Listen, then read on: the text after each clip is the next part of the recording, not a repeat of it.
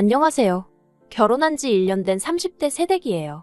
남들은 신혼이라며 한참 좋을 때라고 좋겠다 하는데 사실 저희 부부 거의 한 달에 한두 번은 꼭 싸우고 있었어요. 최근에는 거의 매일같이 싸웠고요. 하지만 결혼한 지 얼마 되지도 않은 상황에서 친정부모님 걱정시키는 게 싫어서 한 번을 속 시원히 말을 못했어요. 남편과는 지인의 소개로 만났습니다. 말 그대로 지인으로 솔직히 가까운 사이도 아니었는데 어느 날 갑자기 소개팅을 해준다고 해서 좀 의아했던 기억이 나요. 근데 그 무렵 제가 주변 친구들도 하나둘씩 시집가고 애 낳고 하는 거 보면서 마음이 조급해져 있었거든요. 그래서 덥석 그 소개팅을 하겠다고 든 거지요. 만나기로 한 장소는 카페였는데 남편이 먼저 도착해 있었어요. 사진으로 봤을 때는 솔직히 소위 새님이라고 해야 하나? 뭔가 공부만 할 줄 알고 다른 건 쑥맥 같은 느낌이었거든요. 그런데 막상 만나보니 재미가 별로 없긴 해도 어떻게든 분위기를 끌어가려고 노력하는 모습이 좋았어요. 남편도 남편대로 저에게 호감을 느꼈는지 이후로도 2번, 3번 애프터 신청을 해오대요. 그렇게 한 달쯤 지나서 자연스럽게 연인 사이로 발전했습니다. 그리고 3년의 연애 끝에 결혼까지 하게 되었고요. 결혼 당시 남편도 저도 둘 다 직장을 다니는 평범한 회사원이었어요. 다만 남편이 저보다 연봉이 좀 더 높았지요. 아무래도 남편이 저보다 나이도 3살이나 많았고 이직을 한번 하면서 몸값이 좀 오른 상황이었거든요. 대신 저희 친정이 시댁보다 여유가 있었습니다. 시댁도 어려운 환경은 아니었지만 그래도 경제적으로 저희 집이 좀 더 넉넉한 상황이었어요. 시부모님께서는 살고 계신 집하고 나라에서 나오는 연금이 전부였던 반면에 저희 부모님께선 당신들 사업장에서 계속 현역으로 경제활동을 하고 계셨거든요. 그래서 친정에서 1억 5천을 보태주셨어요. 시댁에서는 아무것도 안 해주셨고요. 말이 나와서 말이지만 원래는 친정에서 좀 더 해주고 싶어 하셨는데 제가 만류했습니다. 시부모님이나 남편이나 형편되는 사람이 좀 더 하면 어떠냐는 식으로 나왔는데 그런 태도가 솔직히 거슬렸거든요. 뻔뻔하고 염치가 없게 느껴졌달까요? 이후로 모아둔 돈 5천까지 해서 저는 2억을 해갔고 남편은 자기가 모은 돈 4천 들고 왔어요. 그리고 자기가 타던 차도 혼수라나 어쩐다나 그러면서 들고 왔는데 앞으로 3년은 더 갚아야 하는 대출이 남아있었지요. 그래도 그런 부분을 크게 문제 삼지는 않았습니다. 남편이 먼저 결혼 후에는 경제권을 저에게 넘기겠다 했고 앞서 말씀드린 대로 남편이 저보다 잘 버는 상황이었으니까 이래저래 계산해보면 제가 크게 손해라는 생각은 안 들었거든요. 그런데 결혼하고 2달이 되도록 경제권을 넘기겠다는 남편은 어찌된 일인지 돈에 대한 이야기만 나오면 자리를 피하기 일쑤였습니다. 그래서 참다 못한 제가 도대체 돈 관리를 어떻게 하고 싶은 거냐고 직접적으로 물었어요. 그러자 남편이 한다는 소리가 각자 하자더라고요. 각자라는 말도 도무지 이해가 되질 않았고 동시에 살림이라던가 주로 집안일에 신경 쓰는 사람이 저였거든요. 그렇다 보니 까닥하면 제가 제 돈으로 장 봐서 밥 해먹이고 그러게 생겼더라고요. 그건 말도 안 되잖아요. 그래서 그건 불공평한 것 같다고 하나하나 따져 물었습니다. 그리고 사실 다른 무엇보다도 남편의 말이 결혼 전과 달라졌다는 사실 자체에 기분이 무척 나빴지요. 아무튼 그래도 다행이라고 해야 할지 그때는 남편도 제 말을 듣고는 미안하다면서 저에게 자기 신용카드를 주고는 그걸로 장보고 집안에 필요한 데 있으면 쓰라 하대요. 그런데 아무리 남편이 카드 주인이라지만 정말 마트에서 몇천 원만 긁어도 바로 전화가 오더라고요. 카드를 받고 다음 날이었어요. 퇴근 후 마트에 들려 장을 보다가 고등어가 싸고 싱싱하길래 3마리, 그러니까 한 팩을 샀습니다. 그리고는 남편 카드로 긁었지요. 그런데 정말 결제하고 1분도 안 돼서 남편에게 전화가 걸려왔고 뭘 산 거냐고 묻더라고요.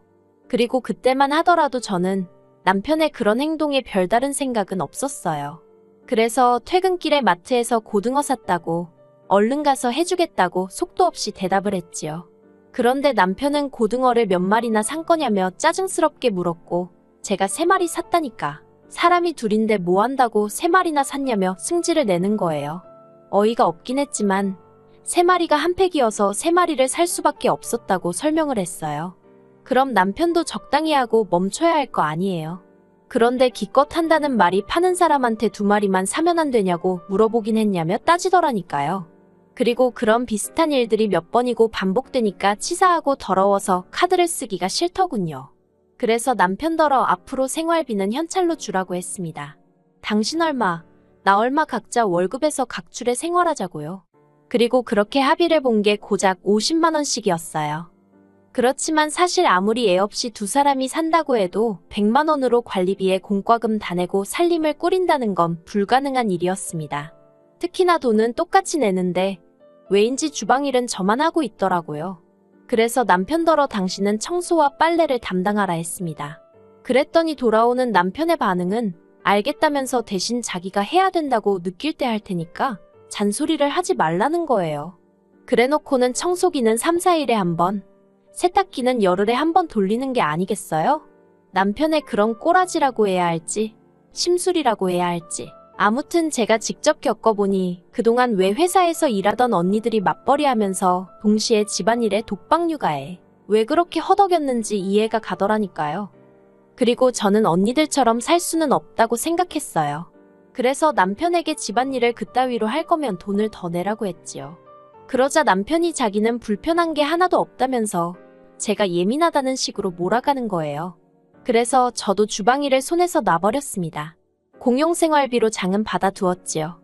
쌀 사다 놓고 반찬 사다 놓고 그리고는 말 그대로 알아서 챙겨 먹던지 말던지 마음대로 하라고 내버려뒀습니다. 식사를 차리게 되더라도 딱 1인분? 제목만 해서 먹었어요. 그리고 그렇게 지낸 지 3주쯤 되던 차에 생각지도 못한 일이 벌어졌습니다. 솔직히 남편이나 저나 둘 다 성인이고 결혼한 상황에서 일어난 일인 만큼 저희 둘이서 해결해야 한다고 생각했어요. 그런데 세상에 남편이 어머님한테 이야기를 했더군요. 그것도 자기가 한 짓거리는 이런 방구도 없이 제가 생활비를 받았으면서 살림엔 손끝 하나 대지 않는다는 식으로요. 그러니 어머님께서 제가 군기가 빠졌다나 어쨌다나 하시며 한달음에 저희 집으로 쫓아오셨습니다. 처음엔 솔직히 연락도 없이 찾아오신 어머님이 황당하고 어이없고 그렇지만 이내 차라리 잘 됐다 싶더라고요. 그래서 저도 어머님을 붙들고 그동안 쌓아뒀던 억울하고 답답한 마음을 속사포처럼 쏟아냈습니다. 그리고 저는 솔직히 어쨌든 어머님이 어른으로서 그리고 같은 여자로서 어느 정도 상황을 정리해 주실 줄 알았어요. 어머님은 평생 전업을 하셨으니 제가 느끼는 서러움도 어느 정도는 공감해 주실 줄 알았고요. 하지만 이게 웬걸요. 어머님께서는 제 이야기를 다 들으시고도 그래도 여자가 살림을 해야 하는 게 맞답니다. 생활비는 옛날에야 남자들이 외벌이를 했으니 그렇지만 요새는 같이 잘 버는데 왜 남편한테만 부담을 주냐 하시면서요. 이중자 때 내로남불이 이런 건가 싶어서 웃기지도 않더라니까요. 결국 저와 남편은 갈등의 골을 좁히지 못했습니다. 남편은 선심 쓰듯 자기가 생활비를 80만 원 낼 테니 저더러 이참에 주방일은 물론이고 청소와 빨래까지 도맡으라 했어요. 그게 마치 엄청난 배려인 듯 말이에요. 하지만 제가 막말로 30만 원이 아쉬워서 그 고생을 하겠어요? 제가 웃기지도 않는 소리라며 남편더러 꿈깨라 했습니다. 그리고는 앞으로 정말 각자 생활하자 했네요. 각자가 어떤 건지 한번 보여주겠다고요. 그리고 그때부터였습니다. 남편은 마치 저 보란 듯 하루가 멀다 하고 쇼핑을 해대더군요. 매일같이 세상 쓸모없어 보이는 장난감들을 사나르고 신발도 몇 켤레씩 사다 놓고요. 저 사람이 나랑 아이를 낳고 미래를 그려갈 생각이 있는 건가 싶을 정도로 앞뒤 가리지 않고 돈을 써대는 눈치였다니까요. 게다가 제가 식사를 챙겨주지 않았더니 매일 밤마다 배달음식에 3, 4만 원씩 쓰는 것도 예산일이었지요. 그리고 무엇보다도 저와는 말 한마디 상의도 없이 남편이 그동안 어머님 아버님께 한 달에 50만 원씩 따로 용돈을 드리고 있었더라고요. 자식이 부모한테 용돈 당연히 드릴 수 있어요. 하지만 결혼 초 제가 먼저 양쪽 집에 30만 원씩 해드리자고 했을 때 장인 장모님은 돈도 많은데 꼭 우리가 챙겨드려야 되는 거냐며 얼마나 툴툴거렸는지 모릅니다. 그래서 결국 유야무야 없던 일이 되었고요. 그런데 정작 남편은 저 몰래 어머님 아버님께 그렇게 큰돈을 드리고 있었다니 정말 그나마 있던 정도 뚝뚝 떨어지고 한마디로 배신감이 들었어요. 그리고 그런 남편으로 인해 결혼을 내가 왜 했을까 하는 회의감을 느끼던 무렵이었습니다. 어머님이 소화가 잘 안 된다며 병원에 가셨는데 그곳에서 충격적인 이야기를 듣고 오셨더군요. 어머님 간이 다 망가졌다고요. 그리고 그렇게 어머님의 간이 망가지게 된 데에는 남편이 저 몰래 사들인 영양제가 한몫했지요. 어머님 말씀으로는 저희 남편이 영양제를 사다 주면서 하루도 빠지지 말고 먹으라고 했대요. 그런데 초기에 몇 번 먹으니까 영 속이 좋지 않더랍니다. 그래서 남편더러 환불을 받아오라 하니 쪽팔리게 무슨 환불이냐며, 그리고 믿고 먹어야 효과가 있는 거라고 어머님더러 그냥 드시라고 했다대요.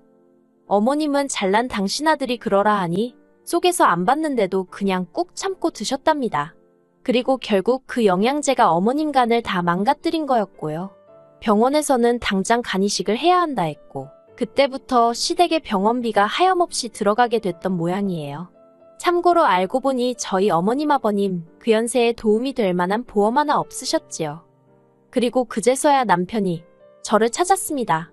하루는 퇴근하고 집에 왔는데 제가 손대지 않으면 돼지우리 같던 집이 정말 개미파리가 미끄러질 만큼 반짝반짝 닦여있는 게 아니겠어요? 거기다가 남편이 김치찌개까지 끓여놓고 생각지도 못한 상황에 오죽하면 제가 소름이 다 끼쳤을까요? 남편이 실실 웃으면서 얘기 좀 하자길래 그럼 그렇지 무슨 꿍꿍이가 있구나 싶대요. 하지만 그런 티는 내지 않고 뭐냐고 물었습니다. 그러자 분위기를 잡으면서 제 손을 꼭 쥐고는 어머님 이야기를 꺼내는 거예요. 그럼 그렇지 보나마나 돈 이야기겠네 싶어서 아무런 말도 하지 않고 남편이 뭐라고 짓거리는지 듣기만 했어요. 남편이 말하기를 병원에서 어머님 병원비가 한 달에 못해도 400은 나올 것 같다고 하더래요. 나중에 간병인을 쓰면 돈은 더 늘어나고요. 그리고는 제 눈치를 쓱 보더니 돈도 그렇고 이참에 합가를 하면 어떻겠냐입니다.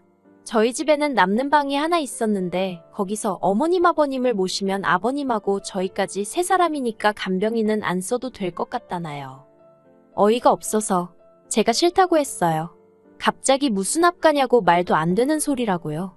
그러자 남편이 자기도 이 집 살 때 4천만 원 보태지 않았냐면서 자기도 권리가 있답니다. 그래서 나는 2억을 들고 왔는데 4천 가지고 권리 어쩌고 하는 거 창피하지도 않냐고 무안을 줘버렸네요.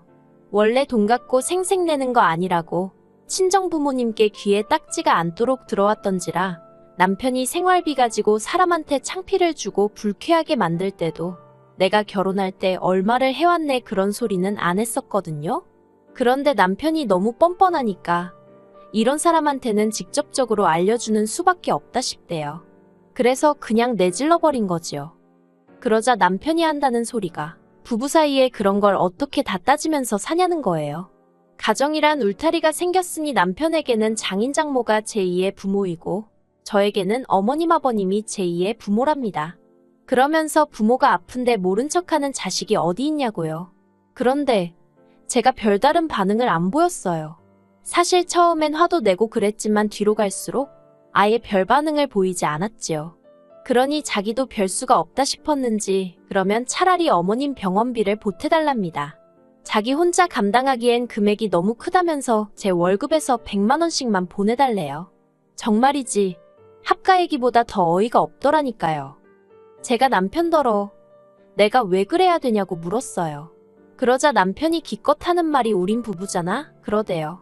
우리가 부부 맞냐고 받아쳤습니다. 와이프가 쓰는 돈이라면 10원짜리 하나에도 부들부들 떨던 사람 아니냐고. 그런데 이제 와서 부부 어쩌고 운운하는 거 창피하지도 않냐고요.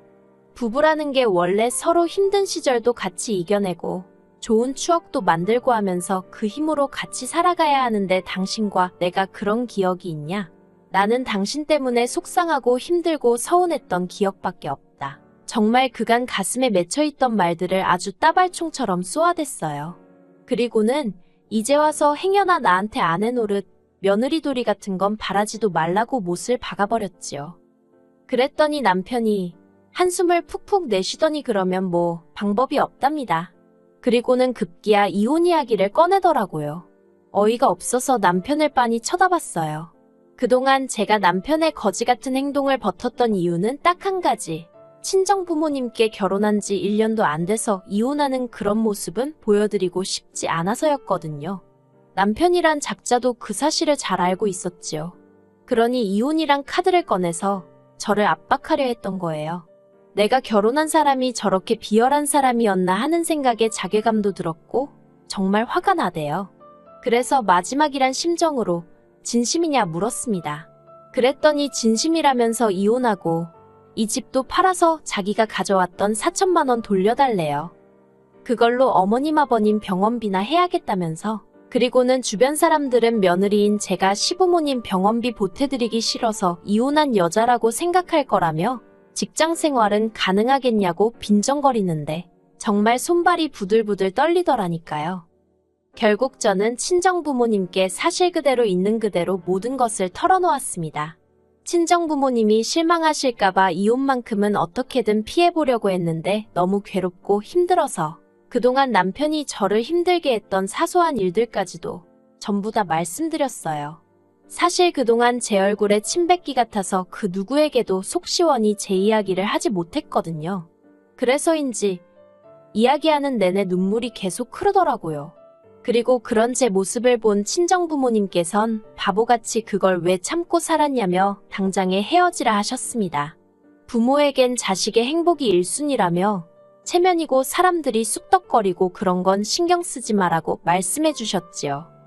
그리고 친정부모님의 말씀에 힘을 얻고 돌아온 바로 그날도 남편은 여지없이 제 얼굴 앞에 이혼 서류를 들먹이며 빨리 사인하라고 난리를 쳤어요. 저는 그런 남편에게서 서류를 낚아채선 알겠다고 하며 사인을 했고요. 그러자 남편의 표정이 가관이었습니다.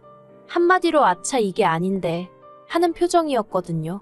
이후로 자기 딴에는 아무렇지 않은 척이라도 하려던 건지 저더러 확실하냐 후회 없냐 낙장불입이다 어쩌다 해대는데 너무 짜증나서 왜 이렇게 말이 많냐고 하기로 했으면 하는 거라고 내일 당장 접수하라고 소리를 지르곤 저 먼저 방으로 들어가 버렸네요.